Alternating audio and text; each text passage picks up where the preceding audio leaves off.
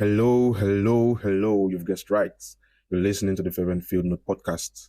And today I have the privilege of hosting a very special guest, someone who has been an inspiration to me. When I think about it, we've actually known ourselves for up to 10 years now. Up to 10 years now. Admittedly, we've not been in communication all through these 10 years, but thanks to social media, you get to see status every now and then, and it's been inspiring, really. She has a very beautiful voice, beautiful attitude, beautiful persona, someone that you would love to meet and have an interaction with any day, anytime, really.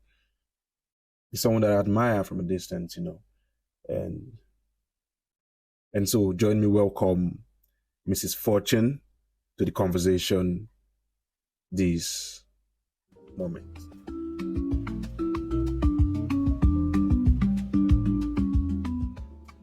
So, Mrs. Fortune, if you don't mind, please introduce yourself to us in the way that you'd love us to know you. Hello, everyone. Hello, Fervent. Thank you so much for having me on your podcast. Great opportunity indeed. And yes, we go way back. But before I talk about that, my name is Fortune Madubiki. Just like I've said, I'm a voiceover artist that is obsessed with everything is Figureoutable philosophy. So amazing that that's the strength on which we are even having this conversation. Anyways, I and Fervent went to the same school at some point in our lives. And it's so funny how we did not reconnect till like 2 years ago. Honestly, it's just so beautiful how life brings people back together again, how life makes us find our people. Very authentic connection, very stressless, effortless. It was just really smooth. And I really think it's on the strength of that we're even having this conversation now. I'm even coming on this podcast. So it's a beautiful thing if you ask me, and I'm super glad this is happening. So let's not waste any more time. Let's dive right in. Oh yes, we're going to dive right in. But just before we do that, do you mind sharing with us how you became a voiceover artist? Because I know that that's not a path that's followed by most persons who go to the university and all of that. So how did you get into voiceover acting? How did you figure out your way into that? I actually found my voiceover career in the university. So let me explain. It all started in my final year. I had this, permit me to use the word again, obsession with listening to my voice. I had this love for recording my voice, just saying something, saying any random thing, maybe teaching something, maybe explaining something, maybe talking about any topic of interest, and just recording it and just playing it back for me to listen. And it was just thrilling to me. I liked the way I framed my sentences. I loved the way the words came out of my mouth. It was art to me. So I just wanted to keep doing it and keep doing it. So in my final year, I kept recording and I laid music over it and listened to it and even gave to some of my friends to listen. And they were like, "This is amazing. You should be on radio. This and that. You have a great voice and everything." So coincidentally, I went into the university to study English, but the English I went to study was not what what I meant. I actually had love for spoken English before I got into university. So when I started going through year one, year two, year three, I saw that it was way more than spoken English that I was meant to study. However, there's no way I could quit, so I just had to flow through. I don't regret it, of course, but maybe because I didn't have enough knowledge at the beginning, that's why I thought, oh, it was just spoken English. I was going to do at the university for 4 years. So I just put that in to give you the background of everything. So back to my final year. So when my friends heard all the recordings I do, sometimes I just talk about very random things like I'm on radio and all of that. They're like, you should do radio, you should do radio. Final year ended, I went back home and I just casually told my mom that I wanted to do radio. I really had no idea what I was getting into. I had no idea what the demands radio would make on me. So I just thought, okay, because I love to talk and I love to hear myself and I just love to talk about stuff, let me go on radio. So she reached out to her friend, may God rest her soul, one, it's Rachel Izobu then, and she was like, "Oh, you are at this radio station, come, my daughter, come." And it was a bit far, so that didn't work for me. Then she reached out to her uncle, one of our relatives, may God rest his soul as well, reached out to him, and thankfully that radio station was close to my house. It was just one cab from my house to the place. So that was how I went to the radio station. My uncle took me in, started teaching me stuff. Before I know, I started going on radio. And before you know it, I was asked to record adverts that played on radio. So that was where I found voiceovers. And I kept doing that. People were telling me my voice is amazing, my voice is gold, this and that, so many things. And I was happy for that feedback. So I kept developing, right? I had to go for service. So I just did that internship for 1 year. So I had to go for service. And the rest, they say, is history. Here I am, still doing voiceovers very actively, very passionately. And of course, I'll keep doing it for as long as I can. So yeah, that's my voiceover story. Totally beautiful. I love this story. I love the fact that it started from a mere interest. I mean, what persons would describe as a mere interest, but that's where it started. Started with something that you love doing. And I love the fact that you had friends who were able to tell you that let's take this further. Let's do a little bit with this. Let's add some icing on top of this interest. You had friends that were able to nudge you. Because there are a lot of persons out there who have a little skill, who have a little interest, who have a little passion, but they lack that nudging. They don't have someone who is going to give them a little push. And just if they had that someone, just maybe they would have been able to do a lot more with that skill, with that gifting, or with that craft that they have in their hands. I also love the fact that you were willing to take up radio, even if you did not really understand what radio was all about. You're still willing to give it a try. And I think that speaks to the spirit of everything is figureoutable, which is really the tenor of our conversation today. Just like I mentioned before we started the recording, at the moment I saw that phrase, everything is figureoutable on your status, that's stuck to me. It is living rent-free in my head right now. Almost every day it's coming to my head. Everything is figureoutable. Everything is figureoutable. Everything is figureoutable. So perhaps you would just tell us how you came across that phrase and what that phrase is all about. What's it speaking to? What's the idea behind everything is figureoutable? Yeah, absolutely. That nudge is definitely a big deal. I can't even forget how much it has helped me. In fact, I dare say that nudge by my friends is what has brought me to today. Because just imagine if I didn't even take the next step and the next step and the next step and the next step. I might be here, I might not be here, I don't know. But I'm very, very sure that nudge, that support, that encouragement that they gave to me at the time definitely helped me to get to where I am. So I'm definitely thankful for them or to them.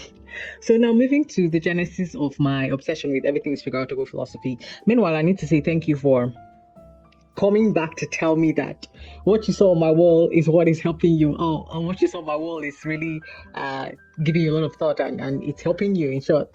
Right? So it's a big deal for me. It feels like I've sold the product to you and the product has helped you.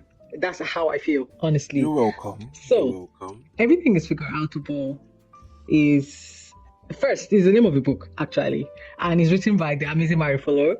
Mary Follow is not Nigerian. In fact, she has no idea I'm a very big fan of her philosophy, and I really wish to meet her someday. Actually, that's a dream I have.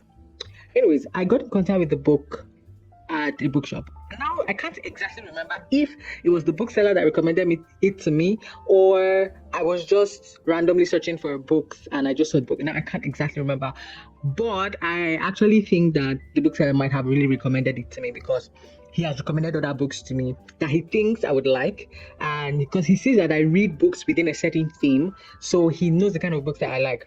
So big thanks to that bookseller for recommending this book to me. I think he's the one that did, but I can't really remember. However, Everything's Figureoutable is the book, like I said, written by Mary Follow.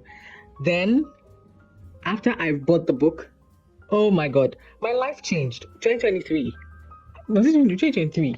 She was 2023, right? My life, when I say my life changed, literally, 2024, January 17th, 2024, that's when I bought this book. So that was last year. And my life changed. Oh, my life changed. I felt free. Yes. So I first read the book, and that was where I found the Everything is Figureoutable philosophy. Now, there's so much to say about the philosophy, but in my own understanding and based off of what I've learned, I would say that the philosophy is just an expression of your willingness to find a solution to your problem. That's all. The philosophy teaches us to stop complaining and start searching for problems, searching for solutions. The philosophy teaches me or has taught me to see opportunities even if there are problems in front of me. So in other words, see problems as opportunities, or see that problems are not the end of the world per se. there is always a way out. Yeah, I totally agree with that. So this philosophy has also helped me. In fact, I crafted a line from this philosophy, which is, you are not helpless. I tell this to everyone around me. You are not helpless because everything is figure outable. You think you have only one option. You don't. You have like 100 options. You are not helpless. You can figure this out, right? So that's like the summary of the philosophy for me, based off of what I understood about it. So yeah. I really love how you wrapped it all up in that phrase, you are not helpless. I mean, if problems are not the end and there's always a way out, then of course, we are not helpless. You are not helpless. There's always something that can be done. It may not be obvious to you, but there is a way out, you know. So I guess everything is figure outable. It resonates so much with me because I grew up hearing the phrase that where there is a will, there is a way. I grew up hearing that over and over, and it has become, in many ways, a part of my life. To jump a bit back to a conversation that we had maybe 2-3 years back, around my career path, we just met randomly there. I think you remember the place. Let me not give it off. Just met randomly and just began to have that conversation, and you asked that. And I remember telling you what it was that I'm interested in: health management and IT consultancy, and telling you why this was important and why I felt like it's something that I would be able to do and I should be going after. And currently, of course, that's not the path that's followed by most doctors. Most persons who read medicine and become doctors intend to practice clinical medicine, So saying you want to go into health management, IT consultancy, that's something that you really have to figure out. So I guess maybe that's why that phrase is also coming to my mind over and over and over, because I'm really trying to, figure things out with regards to that career path. I haven't read a book, and perhaps after this podcast, I'll pick it up and give it a read. But yes, now you've told us, you've broadened our mind, you've inspired us that everything is figure outable. But how do we figure things out? Practically speaking, now, how do we figure these things out? Oh, you should definitely read the book. In fact, as soon as we're done recording this, I wish you'd go get the book. I'd really advise you to get the hard copy. Don't fall for the whole soft copy thing. Get the hard copy so you feel the words more. That's what I think. I have the hard copy, so buy the hard copy, read the book, and get the feel of Marifulo's words. I'll make sure to do that. So, how to figure things out? That's a question that many people will not even ask because they're not even willing to figure things out. But let me say this before I say how to figure things out. For me, what I got from reading that book and what I got from living with that philosophy or practicing it is this. The very first step, and I dare say the most important step to figuring things out, is the willingness to. I'll give you a little story. So I sell coaching, where I teach people how to do voiceovers. And someone came into my DM one day. Let's call her Oluchi. I mean, respect to all Oluchis listening, but it's just a fictional name. So let's call her Oluchi. So Oluchi came into my DM and asked, how much is your course? How much is your coaching and all that? And I told her the price, and she mentioned that she was a student. I said, oh, that's amazing. It's a good thing that you want to learn how to do voiceovers even while you're in school. You're basically empowering yourself. So I was interested in wanting to teach her. So when she heard the price, she's like, that money is a lot. And she's in her final year. She has projects to work on. There's a lot of expenses in final year, and that she doesn't have the money and all that. I was like, okay, I know that you're interested in this. So how about we try to look for the money? And she's like, no. She just went off. So Oluchi just went off. And that her going off to me was like, there's no way I can get this amount of money. Looking at all the expenses I have to make, there's no way that I can ever pay such money because I don't have it. Because the money that I have, or the money that I'm currently in a situation where I don't have money to pay for my final year stuff, let alone this kind of thing. So it's a dead end for me. I can never have this money. That's what I was hearing based off of her reaction. Of course, she didn't say all this, but that's what I was hearing. Now, someone will say, yes, why you sound like this? You're being selfish. You just wanted to help her so she would buy your course, which is okay. At the same time, she would end up having money as well to do other things. I don't see anything bad in that, right? So she was totally averse to the help. She was totally averse to even trying. Because I wanted to ask her, can you write down 5 things you can do right now to get money? And I'm definitely sure there are 5 things or more she could do to get money. I was too sure of it, even as a student. So the fact that she was unwilling to even go any step further to try to get the money, that's a huge problem on its own. It's just like being unhelpable. You cannot be helped. Some people just they don't want the help, right? So that situation triggered something in me, and that's why I keep spreading the word to people that everything is figure outable. There is no dead end, and well, of course, except in death. And the only time you have only one option, of course, is in death. As long as you're alive, there is almost always more than one option all the time. If people will say something like, "Oh, I have only one option, I've done everything I can." No, you haven't done everything you could. You don't have only one option. Now, this Oluchi thought that she had just one option, and that option was sticking to the fact that the money she has was just for her financial, and there's no other way she could get money apart from the way she's getting money. I've helped people raise money before. People wanted to pay for my course. There's this pattern I used, and it worked for the people that were serious about it. So because I had done that, I was very confident that she could get the money she wanted to do whatever she wanted to do. But she wasn't ready. So how is she going to figure that financial hardship out? I don't know. Because she was not even willing. So like I said, the first step to figuring things out is the willingness to figure things out. Because if you are not seeing a way out, no way will show up for you. If you're not seeing opportunities, if you do not turn your eye angle to see opportunities, you keep seeing problems. And the basis of everything's regardeable philosophy is the fact that there's a solution to every problem you can think of. There are solutions, not just one. There are solutions, lots of it. We haven't just thought about them. We haven't just searched for them. So, how to figure things out is by being willing to figure things out. That's the first step. In fact, that is half of the whole process. Once you're willing, oh, the whole thing is already sorted out. So let's say someone is willing and like, okay, I'm ready to figure things out. The next thing is to ask the right questions. So when you have settled your willingness to figure things out, your perspective has changed automatically. You don't see things the way they were anymore. You don't see things as problems anymore. You now see things as, oh, so this thing is not a dead end. Actually, there's a way out. So when you start asking the right questions, you start seeing the different ways out. So the right question is, how can I solve this? If you hit a headway, how can I solve this? If you hit another headway, how can I solve this? You look at it from different angles. You try this, try that, try this. How can I? So you keep asking, how can I solve this? How can I make this better? How can I get my desired goal? You keep asking and you keep taking action. Most importantly, you keep taking action until that problem is solved. So the everything is regardeable philosophy is focused on we having a growth mindset, not a static or a stagnant mindset or a scarcity mindset, a growth mindset, asking the right questions, taking action, and I dare say being very persistent until the problem is solved. Because trust me, if we write down all our problems on one page and bring another page to write out the solutions to each problem, I'm very, very sure that at every point you will write more than 5 possible solutions to each of those problems.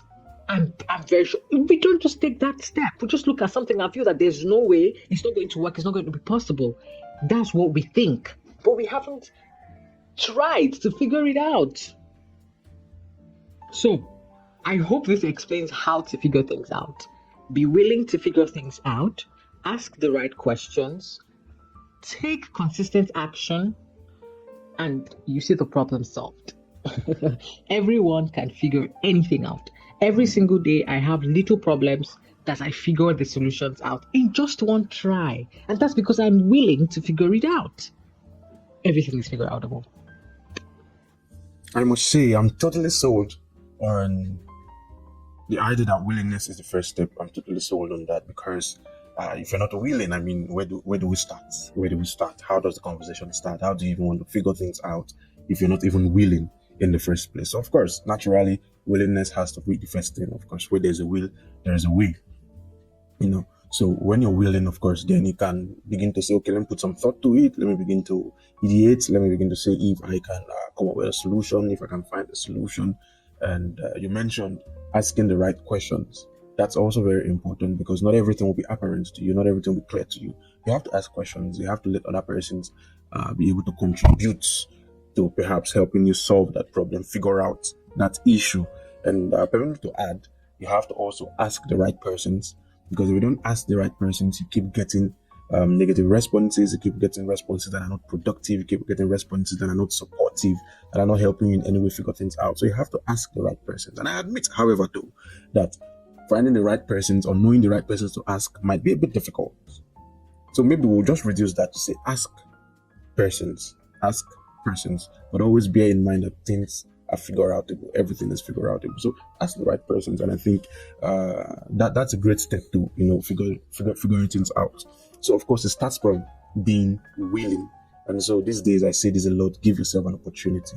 I mean, if no one else is going to give you an opportunity, you have to give yourself an opportunity. You owe yourself that responsibility. And how are you going to give yourself an opportunity? Be willing. Be willing to try things out. Be willing to go for what you think is worth your time and worth your effort, and be willing to go for what you think is within your capability and your ability, and maybe be willing to push yourself beyond what you think you can do, but be willing to figure things out. Give yourself that opportunity, to figure things out. Then share more to us about how to figure things out practically. Yes, now you're willing and you're asking the right questions. What more is there to the practical, implication of the phrase, everything is figured out?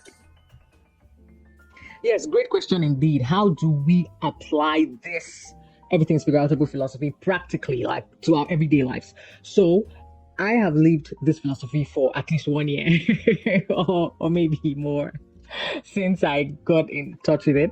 And there are tons of things I've done with this philosophy that has really helped my life. However, I'm going to use a major example that I think a lot of people will relate with. So that's the lack of money example. So you have something that you want to buy, or you have a course you want to sign up for, or you have a coaching you want to get from one of your favorite coaches and all, and you don't have the money at the time. The everything is figure-outable philosophy says you should not focus on that huge problem, I don't have the money. You should reframe the problem and now ask yourself, how do I get the money? Right? So when you ask yourself, how do I get the money? You now go back to, how is money gotten? How do other people get money? The people that have not had money before, but they now have money, how did they get the money? So you now realize that there are tons of things that can be done. When you list those tons of things, you will now figure out, or you point out the ones that you can do to get money. It sounds very simple as I'm saying it, but I need to be complex when it's time to do it. Example, you're a student in school and you need cash for extra things. So many things. There are so many things to do with money. And the big question you're always asking is, how do I get money? How do I get money? How do I get money? When you now reframe that question again, because you believe that everything is figure-outable, you keep digging and digging until you get your results, right?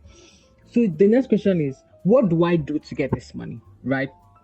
So you look at all the things that you can do, and you start thinking in direction of the things that can get you money with what you have, not with what you don't have, because the money question is a very complex one, and lots of time people have lots of excuses why they can't have money or why they can't get money to do what they want to do. There are tons of excuses. Oh, I didn't come from a rich home. Oh, my parents just want that one. So many things. But the everything is figure-outable philosophy says, if you want to get the kind of results that you want, after deciding to figure things out, you have to eliminate excuses, because excuses would show themselves at every point in that process of getting your results. They will come up, and a lot of them would be valid.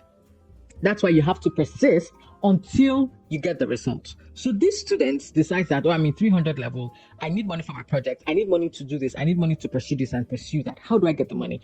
And this student keeps thinking, okay, I can sell bread in the morning. So a lot of people in the hostel, they like to eat bread as breakfast. What do I do? I don't have the money to go and buy bread from the bakery. What do I do from here?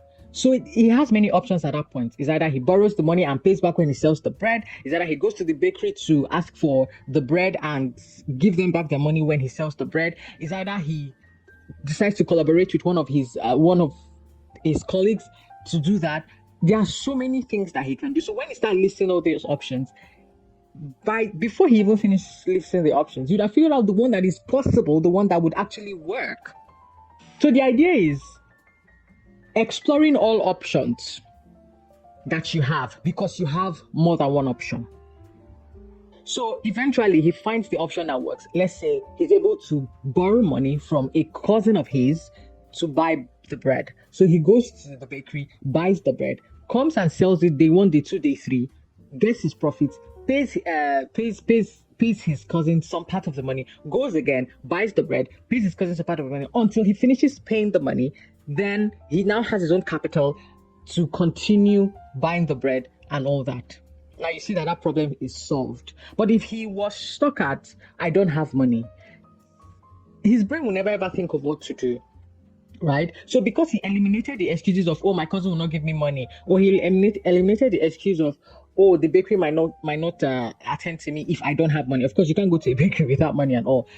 He decided to explore all options instead of exploring his excuses. So if we're really keen on getting results, working with everything is figureoutable philosophy, elimination of excuses is what we have to do after the willingness to figure things out, because lots and lots of obstacles will be on the way. But if we decide to explore and open up and analyze those obstacles and sit with them and all, we'll definitely have roadblocks.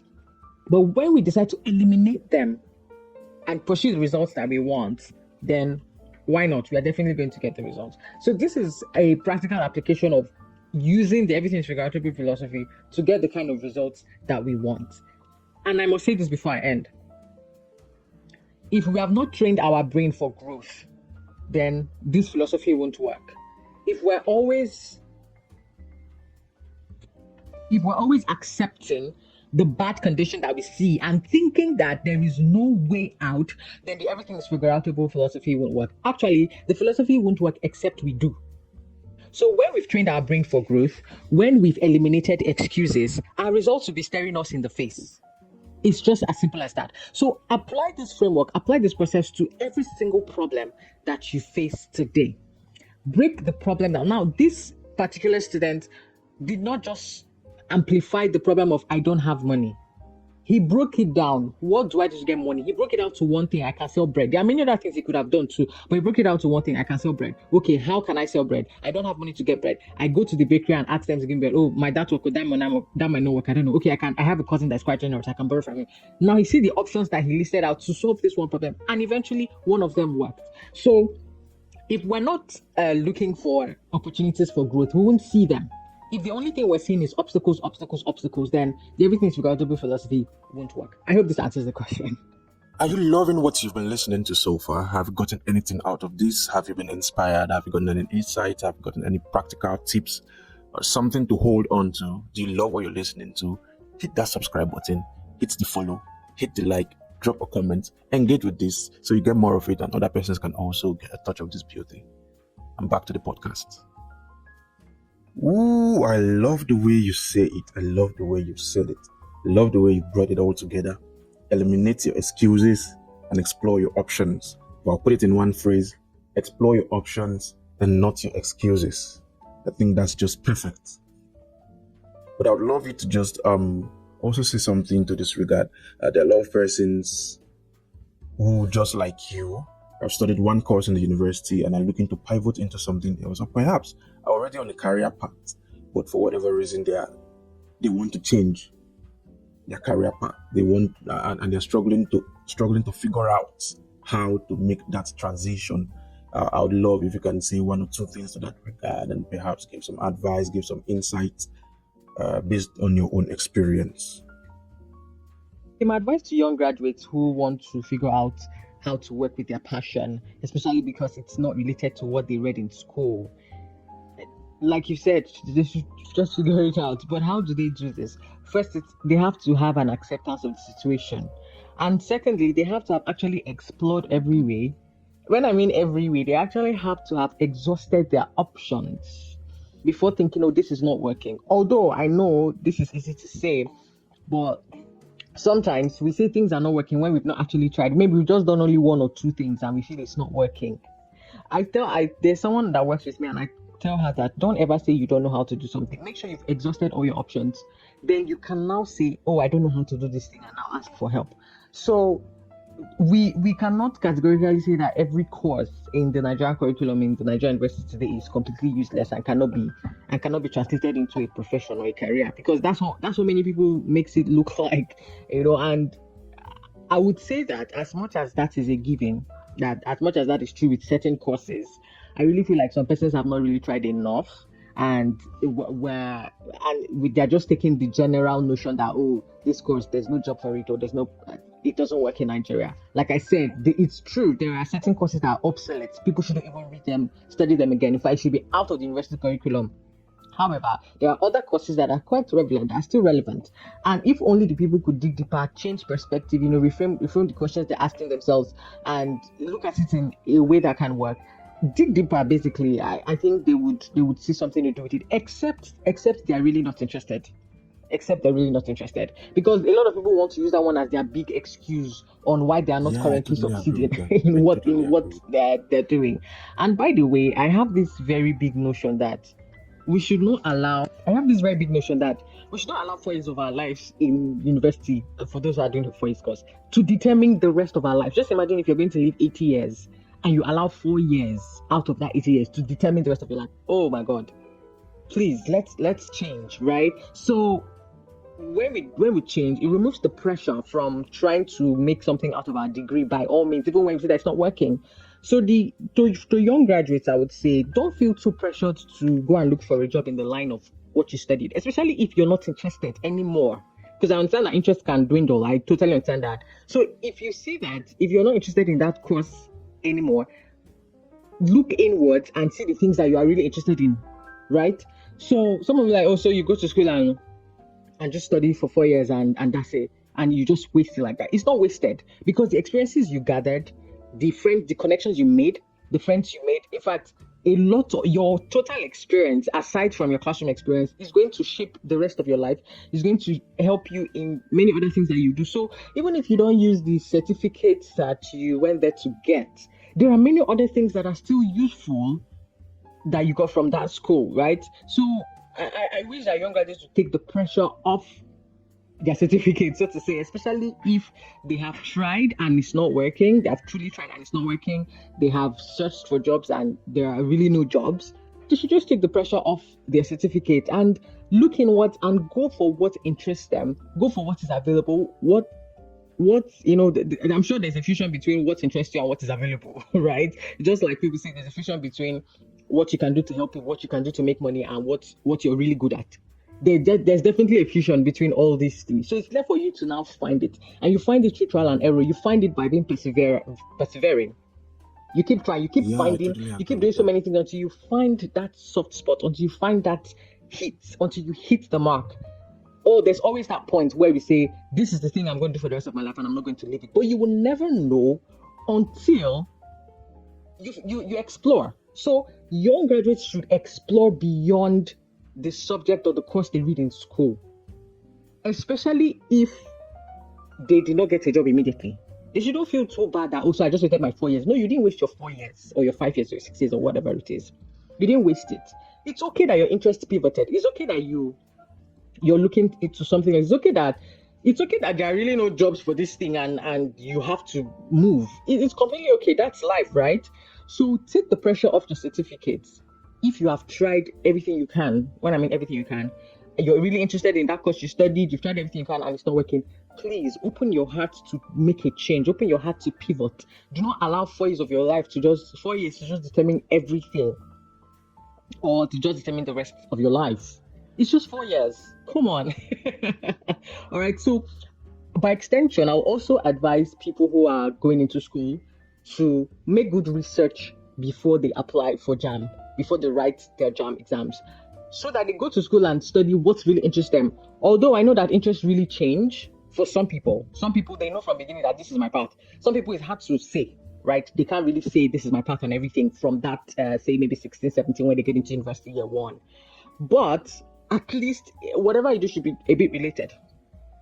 And even if it's not, it's okay. It's completely okay. Like I said earlier, your life did not waste. You didn't waste 4 years because you will still draw from the experiences, the connections, and so many other things aside the certificate that you got from that school. So for those who have not gotten into school yet, before they get into school, they should be on a self-awareness marathon challenge, if I would call that, looking for ways to see what is inside them, to find their path, so that whatever they are choosing for their course, it's going to be quite related or maybe even hit the mark directly. This way, we'll avoid saying things like, oh, I went to school for 4 years and I just wasted my time and all that kind of thing. However, it might not be completely accurate, but at least it will be a bit related. If people go into school and they don't even research what they're going to school to study, they just pick any course and they go to school and they just start regretting, why did I pick this course? Because it has nothing to do with their personality, it has nothing to do with their interests. So before people get into school, they should try to start exploring their interests. Parents should try to help their kids to start exploring their interests. I'm sure if parents are observant enough, they will know the path of each children. Although people change, like I said, midlife and at young adult age, people pivot, interests change, so many things change. However, there's still some possibility of being in tandem with the person's personality, being in tandem with the person's interest, and being in tandem with the person's talents, I dare say. So for young graduates who have already graduated, of course, for young graduates who are out of school and they're thinking of a career change already and they feel like, oh, I have to go to school again and do totally something else, I would say definitely go for it. Go for it. You are a human being with so many abilities. You are not just a science student in quotes. You are not just built to be an art student in quotes. There are so many things you can do. And because you studied in school, it's just one of them. Let's assume you actually studied what you're interested in. That is just one thing that you can do. So if you come out and stuff is not working well with that thing that you read, please pivot. Explore you have like many other abilities. You have like many other capabilities. Explore them wholeheartedly with joy in your heart, right? Don't ever put pressure on your certificate. Don't say, oh, my certificate, I'm not using it for anything. It's just packing dust in the house. Well, it's just paper. And the most important thing is the experiences you got from trying to get that certificate, which you're going to apply in other areas of your life. So it's not a waste. In the end, it's not a waste. So feel free to pivot with your full chest. So in pivoting, you make sure you look for the people that have excelled in the area you want to move into.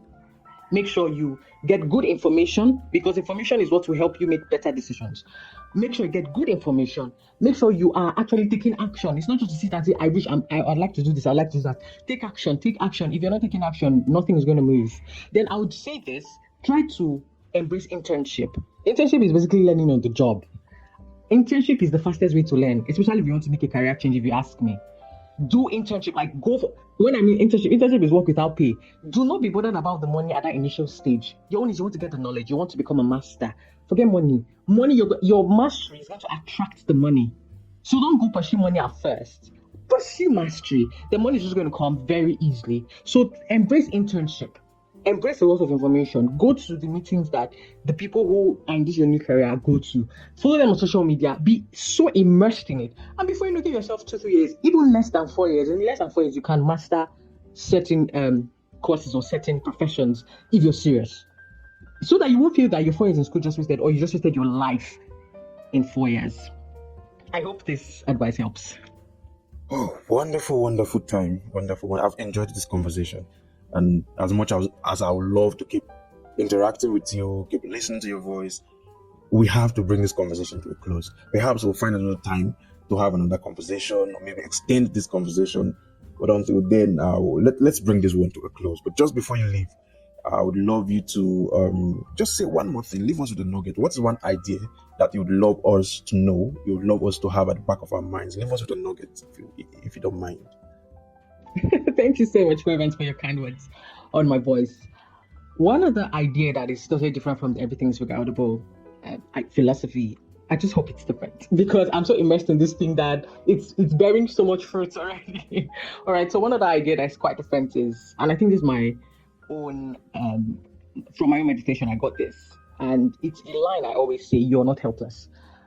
It might be a bit related to everything's Figureoutable. In fact, I think I got it after I started using the everything's Figureoutable philosophy in my life. But I think it's a bit different from it, just a bit different. So the line is, you are not helpless. So this means that you are not a victim. You are not the victim. Oh, except in very clear cases when you're the victim. But I love this saying so much because it takes away the mentality of my village people are doing me, or someone is the one that is channeling that, or that is concocting my unfortunate experiences, or someone is responsible for all the bad things that are happening to me. So this segment is an expression of one's personal responsibility. People who are personally responsible, who have personal responsibility, they take responsibility for every single thing that happens in their life, including the bad things. Yes. Because when we start shifting blames to things, to experiences, to people, then we start playing the victim card. And it never gets us anywhere. So you are not helpless means that nobody is really after you. Nobody has your life in their hands. You are not left for dead, right? You're not helpless. You always have help. You always have a way out. You always have something to. You can always salvage the situation. You are not helpless. I just hope it's not too related to the everything's Figureoutable philosophy, but that's the line I came up with.